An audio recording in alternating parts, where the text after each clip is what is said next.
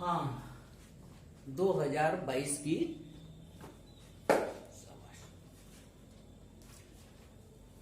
Hello student and teachers, ज्यादा formalities ना करते हुए सीधा सीधा हम इनके सॉल्यूशन पे आते हैं और ये बताते हैं कि आज का वीडियो क्यों है। आज से हम 2022 की परीक्षा की सारी टेस्ट सीरीज लेते हैं और मेरी कोशिश है कि आपका एक चैप्टर 1 घंटे में कवर हो। ये वस्तुनिष्ठ है और इकाई 1 में से 3 वस्तुनिष्ठ आएंगे, ठीक है, और 1-2 नंबर का सवाल आएगा। इस तरह से कुल 5 नंबर का आना है आपका।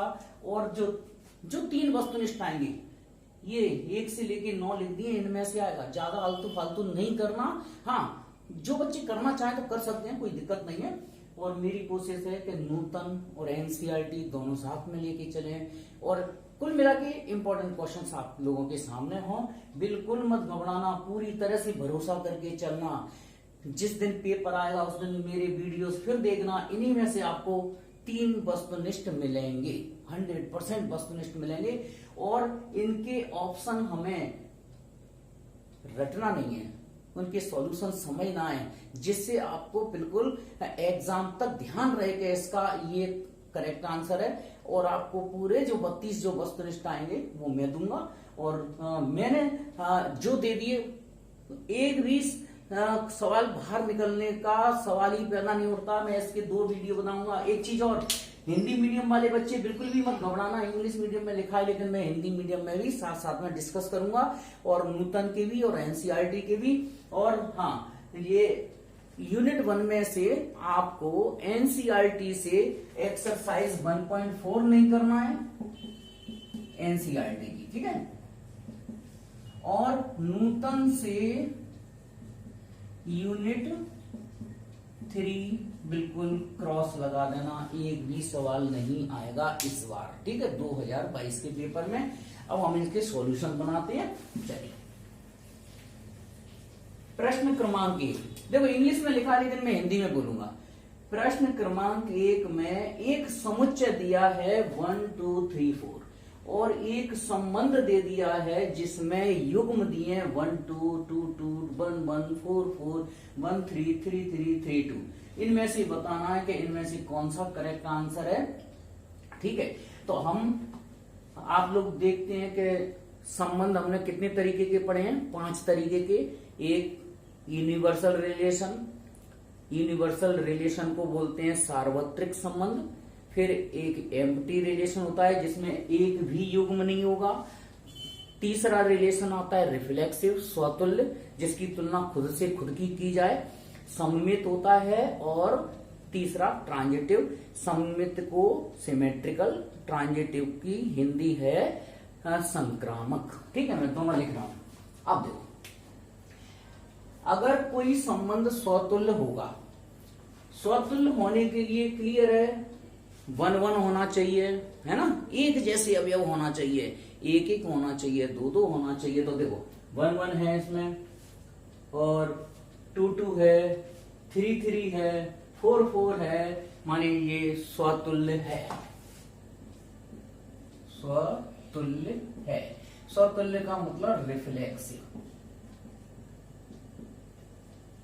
यस, रिफ्लेक्सिव है। फिर हम देखते हैं सममित है कि नहीं। सममित, सिमेट्रिकल रिलेशन। सममित का मतलब ये होता है कि 1 2 दिया है तो उसका उल्टा 2 और 1 होना चाहिए। तो देखो 1 2 है तो 1 2 है लेकिन 2 1 नहीं है, बस यही लिख दो। 1 2 संबंध R में है लेकिन 2 1 संबंध R में नहीं है, इसलिए ये सममित नहीं होगा। ओके, तो 1 2 अगर दिया है तो 2 1 100% देना चाहिए था। 2 1 इसमें नहीं है, इसका मतलब ये सममित नहीं है। अब देखते हैं संक्रामक है क्या।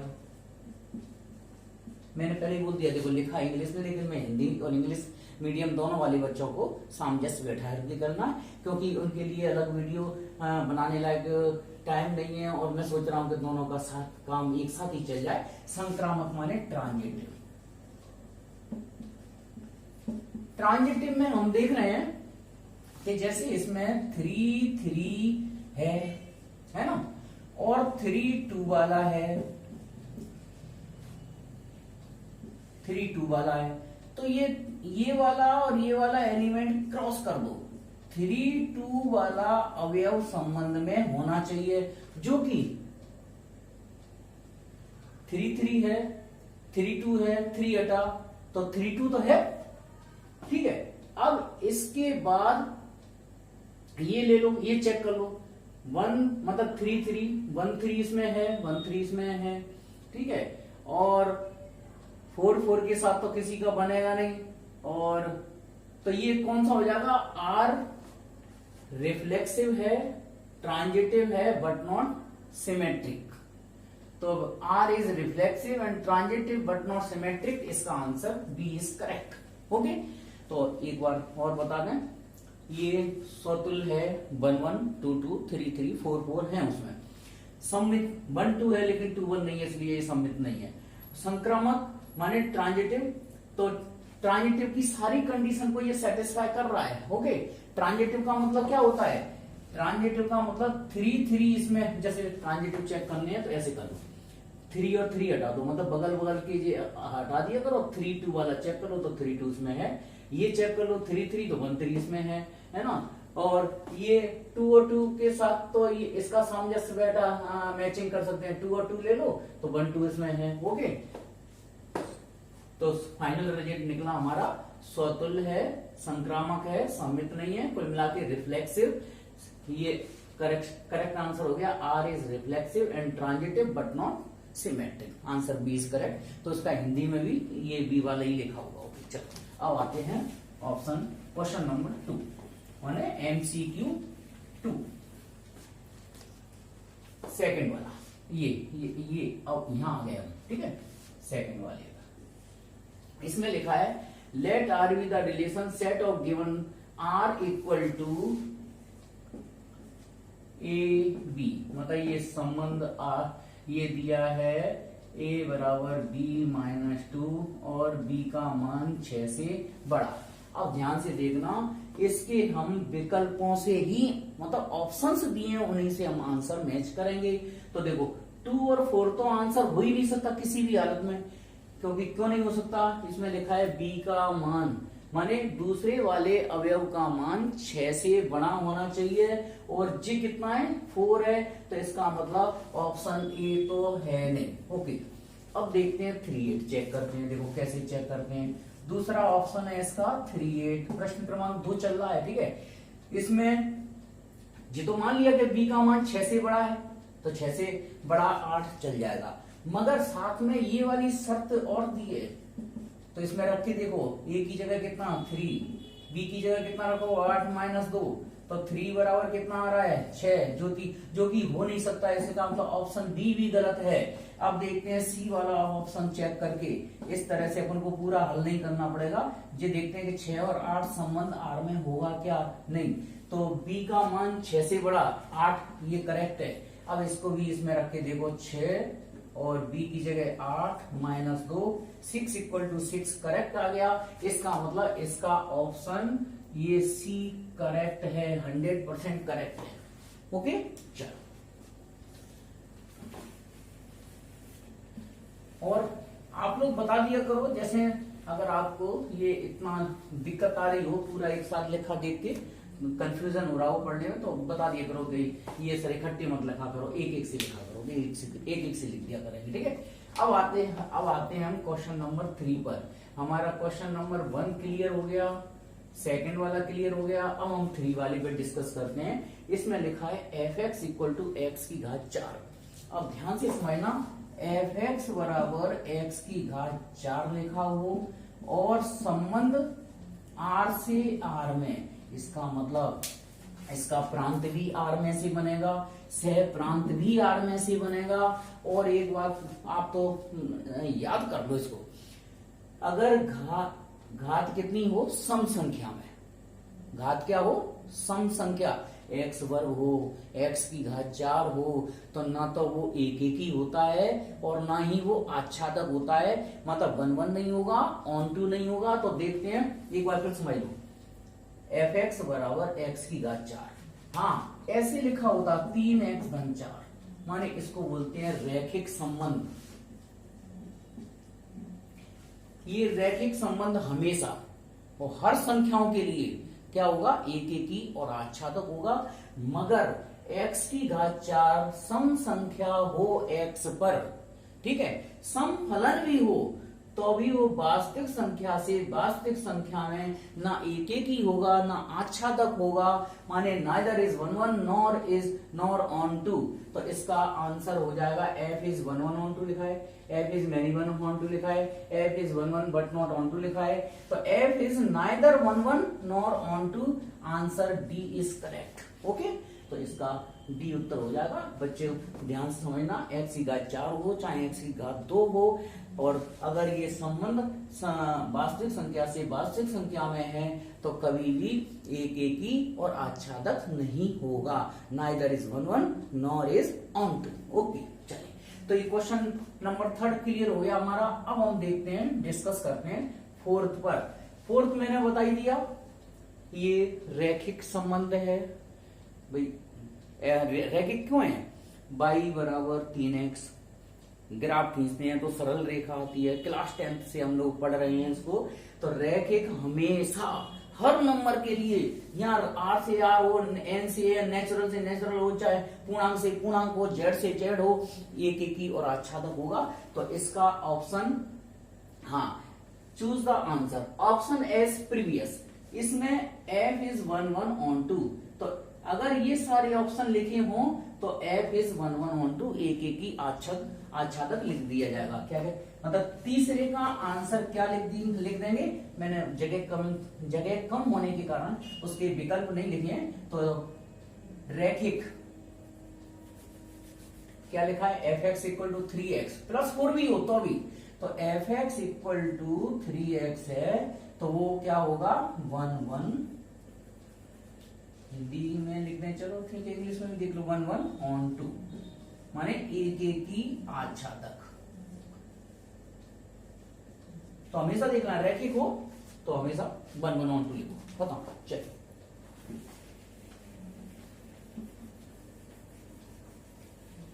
हाँ, ये 4 क्लियर हो गया।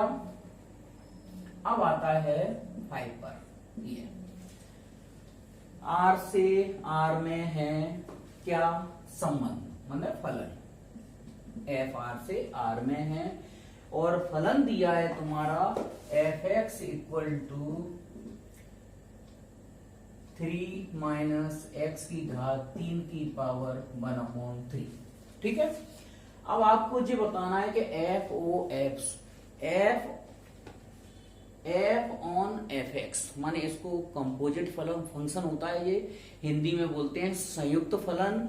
और आप ये पिछली बार 2020 में आया था ये क्वेश्चन, इंपोर्टेंट सवाल है ये। ठीक है, अब हमें निकालना है एफ ओ एफ एक्स। देखो कैसे निकालते हैं, ये वैसे भी 2 नंबर के लिए भी इंपॉर्टेंट क्वेश्चन है। ठीक है, इस तरह का क्वेश्चन आएगा कि एफ एक्स इक्वल टू लिखा होगा, ये लिख लेना, इंपॉर्टेंट क्वेश्चन है, ये आ सकता है cos x, और एफ एक्स इक्वल टू लिखा हो 3x²। तब आपको फॉग निकालना हो या गॉफ निकालना हो, तो फॉग और गॉफ निकालना हो तो इसी तरह से निकालते हैं, संयुक्त फलन की तरह। कैसे निकालते हैं, एफ ओ एफ एक्स, इसको हम लिखते हैं ऐसे एफ एफ एक्स। ठीक है, एफ एक्स की वैल्यू कितना है बच्चों, बोलो, ये 3 माइनस एक्स की घात 3 की पावर 1/3। इसको थोड़ी देर के लिए हम एफ वाई मान लेते हैं, और एफ वाई क्या हो जाएगा, यहाँ एक्स की जगह क्या लिख दो, वाई लिख दो, तो 3 माइनस वाई की घात 3। ठीक है, 3 माइनस वाई की घात 3 की पावर 1/3। सब जगह एक्स की जगह वाई लिख दो, कोई टेंशन नहीं है ना। 3 वाई की घात 3 1/3। अब यहाँ वाई तुमने क्या माना था, वाई की वैल्यू रिप्लेस कर दो, 3 माइनस एक्स की घात 3 की घात 3 1/3। केयरफुली रखना भाई, गलती मत कर देना। 3 माइनस एक्स की घात, मतलब वाई की जगह आपको ये रखना है 1/3, और इस पर घात 3 ऑलरेडी पहले की लगी है, और पूरे पे घात लगी है 1/3। बहुत सारी घातें हो गई हैं, तो ध्यान रखना कोई मिस्टेक ना हो जाए। ये और ये काट दो, सॉरी ये बाद में कटेगा। पहले ये वाली घात और ये वाली घात कट जाएगी, तो 3 माइनस 3 और प्लस x की घात 3 की घात 1/3 बचा, 3 से 3 कट गया, x की घात 3 की घात 1/3, फिर घात से घात कट गई, फाइनल आंसर x बचा। तो जिस संयुक्त फलन का आंसर आइडेंटिटी, मतलब इसको हम बोलते हैं आइडेंटिटी फंक्शन, अगर आंसर केवल x आए तो उसको आइडेंटिटी फलन, एकांक फलन बोलते हैं, इकाई फलन बोलते हैं। और इसमें हमेशा f o f x कितने के इक्वल आया, x के, तो एक दूसरे के जो प्रतिलोम भी कहलाते हैं। इस दो फलनों का संयुक्त फलन अगर इकाई फलन आता है, आइडेंटिटी फंक्शन आता है, तो 100% ये एक दूसरे के क्या होते हैं, प्रतिलोम, एक दूसरे के इनवर्स होते हैं। तो कभी पूछ लें कि इसका इनवर्स क्या होगा, तो यही होते हैं, ठीक है। माने f(x) का इनवर्स भी इतना ही होगा। ओके, चलिए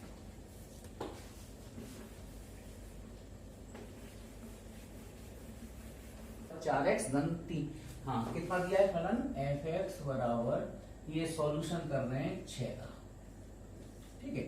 f(x) बराबर दिया है 4x अपॉन 3x प्लस 4, ठीक है। और आपको बताना है इसका इनवर्स, माने प्रतिलोम निकालना है।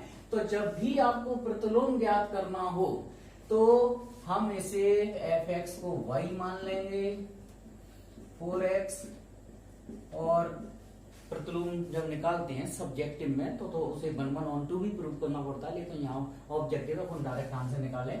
इसका क्रॉस मल्टीप्लाई करो, 3xy plus 4y equal to 4x। f(x) को हमने y माना, ठीक है। अब ध्यान से देखना, f(x) को हमने y माना, इसको सॉल्व करके हम x की वैल्यू अलग कर लेंगे और x को ही हम क्या बोलते हैं, प्रतिलोम फलन, इनवर्स, ठीक है। तो यहां से x हमें अलग करना है, तो 4y equal to 4x, x के फंक्शन एक साइड कर लो, तो 4y, यहां से x कॉमन कर लो, तो 4 माइनस 3y, तो यहां से x की वैल्यू आ गई 4y upon 4 minus 3y equal to x, और x को ही हम बोलेंगे इनवर्स फंक्शन। और यही आप आंसर में देखें, हाँ इसकी जो रेंज निकालना होता है, तो रेंज क्या निकल के आई इसकी, सभी वास्तविक संख्याएं केवल किसको छोड़कर, 4/3 को छोड़कर, ठीक है। वही इन्होंने यहाँ लिख दिया है। तो इतना सारा लिखा है, कोई टेंशन वाली बात नहीं है। इसका प्रतिलोम r-4y3, मतलब इसकी जो रेंज है वो ये है, और इन्होंने भी रेंज इतना ही दी है। थोड़ा सा यहाँ मिस प्रिंट है, इन्होंने मिस्टेक करेक्शन कर लेना, ये माइनस नहीं होगा प्लस का ही होगा। और हमारा ऑप्शन करेक्ट कौन सा है, 4y upon 4 minus 3y, 4y upon 4 minus 3y, gy 4y की तरह 4 minus 3y, B option is correct, ठीक है। बी आंसर करेक्ट है इसका, ठीक है।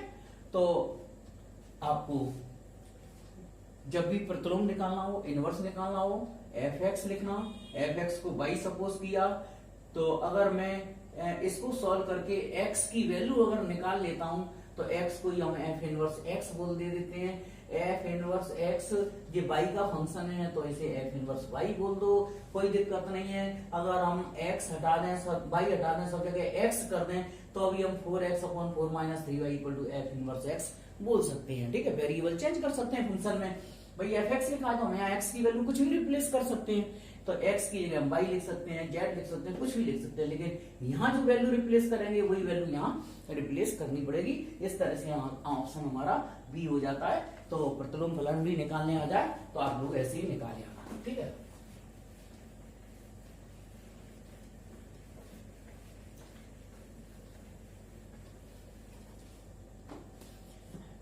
सिक्स हो गया क्लियर। अब आता है 7th वाले पर, ठीक है। 7th वाले में ये लिखा है एक समुच्चय 1 2 3 है और नंबर ऑफ रिलेशंस। पहले मैं ये और क्लियर कर दूं, सॉल्यूशन साथ में समुच्चय दिया है 1 2 3, ठीक है। इसके सार्वत्रिक संबंध बनेगा a क्रॉस a, माने उसमें होंगे 9 अवयव, 1 1 1 1 1 2 1 3, मतलब कुल मिला के 3 1 कितने निकलते हैं A क्रॉस A करके 11th क्लास में पढ़ा होगा, अब इतना नहीं बता रहे क्योंकि सारे लिखने पड़ेंगे। चलो लिख देते हैं, कितने बोलो, 1 1 1 2, एक बार और लिख लो 1 2 3, माने 1 को 1 के साथ लिखो, फिर 1 को 2 के साथ, फिर 1 को 3 के साथ, फिर 2 को 1 के साथ, फिर 2 को 2 के साथ, और 2 को 3 के साथ, 3 का 1 के साथ, 3 का 2 के साथ, और 3 का 3 के साथ। इस तरह से 9 बनेंगे, 9 युग्म बनेंगे, 9 ऑर्डर्ड पेयर्स बोलते हैं इनको, 1 2 3 4 5 6 7 8 9। तो अगर इसमें 3 अवयव हैं तो कुल कितने युग्म बनते हैं, n A क्रॉस A, माने हो गया 3 गुणा 3, कभी आ जाए विकल्प वस्तुनिष्ठ में तो 9 हो गए। अच्छा, कुल संबंध कितने बनेंगे ये भी पूछ लिया जाए। कुल संबंध निकालने का फॉर्मूला है 2 की घात n का वर्ग, माने 2 की घात n 3 का वर्ग, 2 की घात 9, मान लीजिए आ जाएगा 512। 512 संबंध बनेंगे इसके, ठीक है। और 512 संबंध कैसे बनेंगे पता है, एक एक ले लिया, अब एक एक के साथ मान लो इसको भी ले सकते हैं, इसको भी ले सकते हैं, माने पहले तो सारे एक एक एक सिंगल सिंगल ऑर्डर पे ले लें, फिर 2 2 ले लें, फिर 3 3 ले लें, फिर ये 1 1 के साथ इसको ले लो, 1 1 के साथ इसको भी ले सकते हैं। इस तरह से 512 संबंध बनेंगे।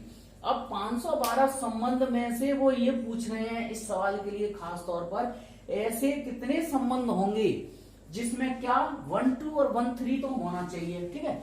अब मैं सॉल्यूशन स्टार्ट कर, ये तो बेसिक बता दिया, अब यहां से चालू कर। हाँ, तो सॉल्यूशन सेविंग का सवाल अब यहां से स्टार्ट होता है, ऐसे संबंध बताओ जिसमें 1 2 और 1 3 होना कंपलसरी हो, 1 2 और 1 3 होना कंपलसरी हो। अब ध्यान से समझना, 1 2 और 1 3 होना कंपलसरी हो, फिर वो स्वतुल्य हो। अब स्वतुल्य होगा इसका मतलब इसमें 1 1 होना चाहिए, 2 2 होना चाहिए, 3 3 होना चाहिए स्वतुल्य के लिए, सममित भी हो, माने रिफ्लेक्सिव भी हो, सिमेट्रिक भी हो। तो रिफ्लेक्सिव होगा तो 1 2 और 1 3 ऑलरेडी इसमें दिए हैं, तो जी हमने अपनी तरफ से ले लिए स्वतुल्य बनाने के लिए, क्योंकि 1 2 होगा तो 1 1 होना चाहिए, 2 2 होना चाहिए, 3 3 होना चाहिए रिफ्लेक्सिव के लिए। और ट्रांजिटिव के लिए क्या होना चाहिए, 1 2 है तो 2 1 होना चाहिए, 1 3 है तो 3 1 होना चाहिए, ये होना कंपलसरी है। अब कितने हुए, 1 2 3 4 5 6 7। अब इसका जो यूनिवर्सल, जो भी मैंने बताया था, यूनिवर्सल रिलेशन माने जो सबसे बड़ा रिलेशन होता है, कुल संबंधों की संख्या, टोटल नंबर ऑफ रिलेशन मैंने 512 बता दी, 2 की पावर n स्क्वायर फॉर्मूला होता है। तो 512 में से आपको वो संबंध छांटना है जो स्वतुल्य हो, सममित हो, लेकिन संक्रामक नहीं हो। तो देखो, मैं अगर इसको यहीं एंड कर दूं तो ये स्वतुल्य है, सममित है, संक्रामक नहीं है। संक्रामक क्यों नहीं है उसका कारण देख लो, इसमें जैसे 2 1 संबंध में है, ठीक है, 1 3 भी संबंध में है 1 और 1 हटा तो 2 3 संबंध R में नहीं है, इसलिए ये संक्रामक नहीं है, संक्रामक नहीं है, मतलब नॉट ट्रांजिटिव। तो ये क्लियर समझ में आ गया होगा। ये अगर इतने ही युग्म लें किसी संबंध में तो वो स्वतुल्य होगा, सम्मित होगा, मगर संक्रामक नहीं होगा। तो केवल एक ही संबंध ऐसा मिलेगा जिसमें 1 2 1 3 हो। तो कौन सा वाला संबंध, जिसमें 2 3 हटा दिया है। अब 2 3 हटाया तो 3 2 हटाना पड़ेगा, क्योंकि सम्मित तो लेना पड़ेगा। तो ये वाले एलिमेंट्स अगर छोड़ दिए जाएं यूनिवर्सल में से, तो ये वाला जो संबंध बनेगा वो स्वतुल्य होगा, सम्मित होगा, लेकिन संक्रामक नहीं होगा। इसलिए हमारा ऑप्शन क्या हो गया, ओनली, केवल एक ही संबंध होगा। ठीक है। अच्छा, इसी से मिलता जुलता क्वेश्चन नंबर 8 है।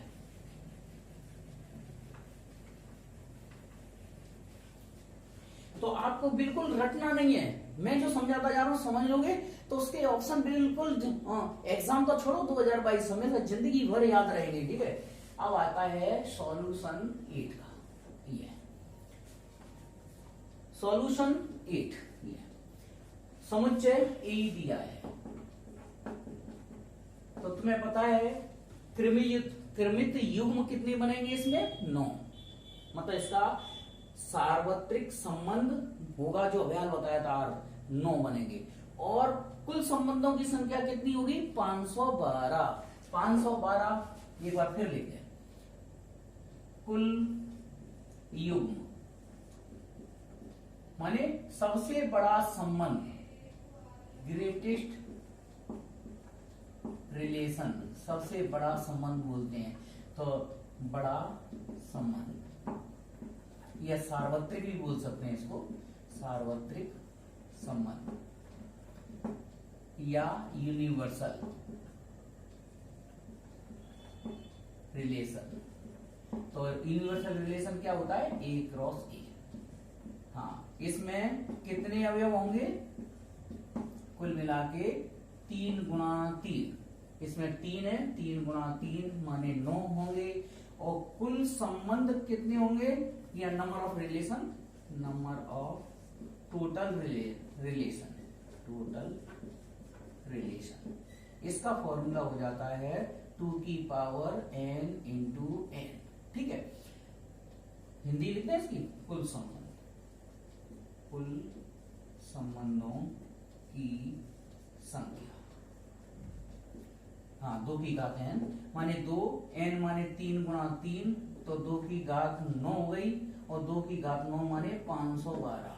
अब 512 में से तुम्हें पता है क्या पता लगाना है, जिसमें इक्विवेलेंस रिलेशन हो, माने इक्विवेलेंस तुल्यता संबंध हो।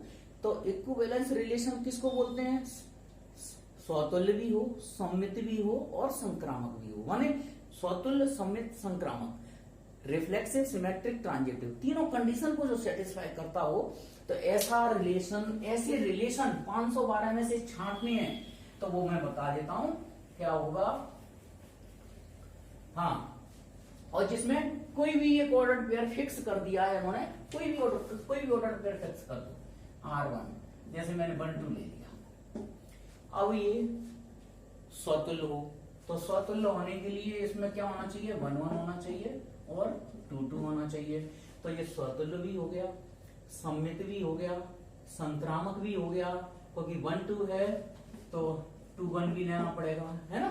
बस ये हो गया सबसे छोटा, स्मॉलेस्ट रिलेशन, माने सबसे छोटा संबंध जो हो गया। देखो 1 2 है, अब 1 2 है तो 1 1 स्वतुल्य के लिए 1 1 करना पड़ेगा, 2 2 करना पड़ेगा। सम्मित के लिए 1 2 है तो 2 1 करना पड़ेगा। अब ये ट्रांजिटिव तो ऑलरेडी हो ही जाएगा सबके लिए। 1 2 ले लो इसके बगल में, तो 1 2 ऑलरेडी, 1 1 के साथ में तो कोई पेयर बन नहीं रहा, ये बन जाएगा, तो 1 1 हट जाएगा, तो 1 2 इसमें ऑलरेडी है। मतलब ये सम्मित है, स्वतुल्य है, संक्रामक है, रिफ्लेक्सिव है, सिमेट्रिक है, ट्रांजिटिव है। ये स्मॉलेस्ट रिलेशन बन जाएगा, जिसमें एक स्पेशल ऑर्डर पेयर 1 2 ऑलरेडी हो, एक दूसरा बनेगा यूनिवर्सल वाला, सबसे ग्रेटेस्ट वाला 1 2 वाला, और वो लास्ट में 3 3, माने ये कौन सा रिलेशन आ जाएगा, A क्रॉस A वाला, माने ग्रेटेस्ट वाला आ जाएगा। क्यों 1 2, अब 1 2 के साथ में मतलब कुल मिला के टोटल संबंध कितने, 512। अब वो जो कह रहे हैं 512 में जिसमें युग्म 1 2 हो, तो एक तो ये छोटा वाला संबंध होगा, तुल्यता संबंध होगा। मतलब तुल्यता माने तीनों का पालन करना चाहिए, स्वतुल्य हो, सम्मित हो, संक्रामक हो। तो ये सबसे छोटा संबंध बनेगा। और सबसे बड़ा संबंध कौन सा होगा? यूनिवर्सल वाला ग्रेटेस्ट रिलेशन होगा। और केवल हमारे पास दो ही संबंध होंगे, एक पर्टिकुलर ऑर्डर पेयर को लेके जो तुल्यता संबंध इक्विवेलेंस रिलेशन की कंडीशन को सेटिस्फाई कर रहा हो। तो इसके आंसर हो जाएंगे 2। B is correct. ठीक है, इसका आंसर है 2। मतलब 2 संबंध होंगे, सबसे छोटा ये, सबसे बड़ा ये, जो स्वतुल्य सममितो संक्रामक। ठीक है, अब ऑब्जेक्टिव आई ले लिए। नेक्स्ट वीडियो, एक वीडियो और बनाना पड़ेगा जिसमें हम लेंगे 2 नंबर के क्वेश्चंस इंपॉर्टेंट। केवल मैं उसमें आपको पूरी यूनिट से 10 क्वेश्चन छांट के दूंगा, पेपर में वो ही आएंगे। नेक्स्ट वीडियो देखना ना भूले, मैं कोशिश करूंगा जल्दी से जल्दी। और भी काफी टाइम है, कुछ बच्चे हड़बड़ा रहे हैं, बिल्कुल मत घबराओ। अगर मैं लास्ट के 1 महीने भी टेस्ट सीरीज बना दूंगा तो भी आपको पूरा पेपर समझ में आ जाएगा और आप 100 में से 100 नंबर ला सकते हैं। Best of luck, thank you.